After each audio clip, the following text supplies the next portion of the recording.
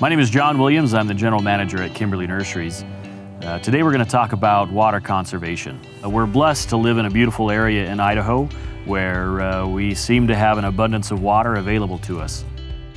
But the truth is we still live in a high plains desert, and we need to be careful and good stewards of this precious natural resource that we have available. In the area, we're dealing with a bit of a water shortage overall.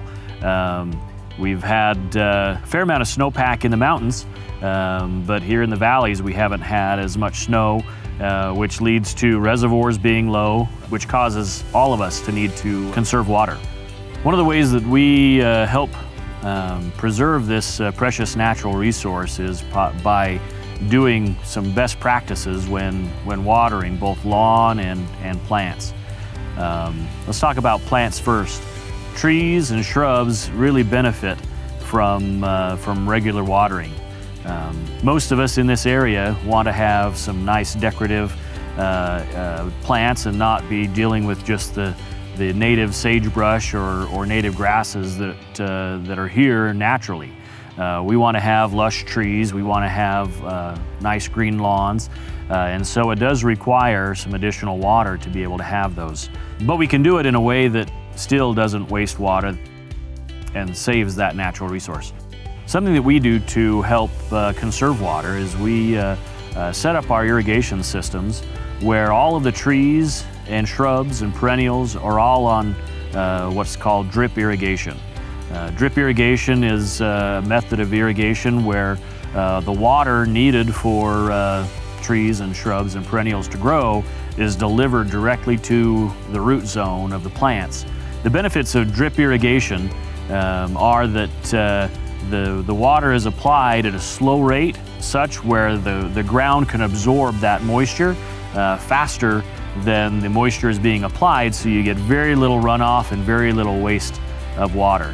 This allows all of that water to be available to the plant in the root zone and for those plants to be able to use it. Drip irrigation is measured in gallons per hour, so when you use drip irrigation around your trees, shrubs, perennials, flowers, whatever it might be, the measurement is over a long period of time.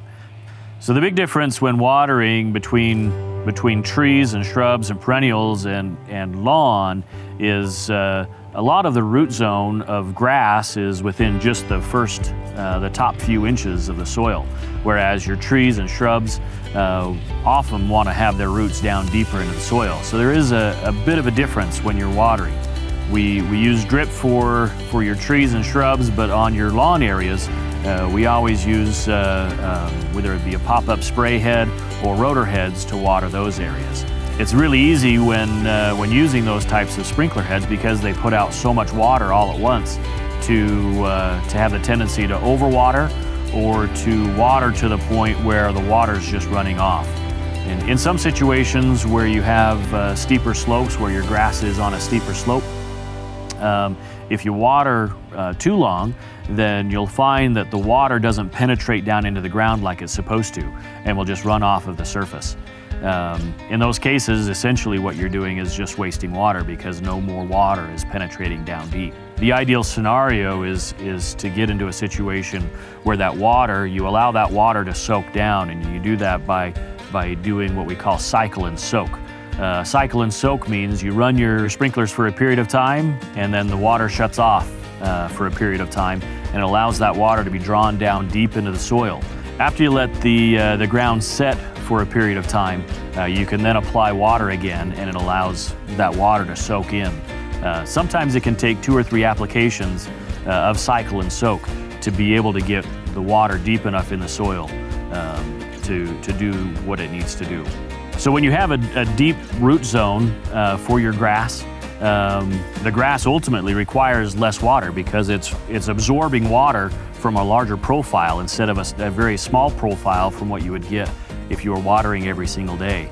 So if you water deeper, less often, sometimes that's 2 times a week, sometimes that's 3 times a week, but if you water less frequently but a longer period, you're actually going to conserve water and still maintain a nice green lawn because of the water that's available in the soil.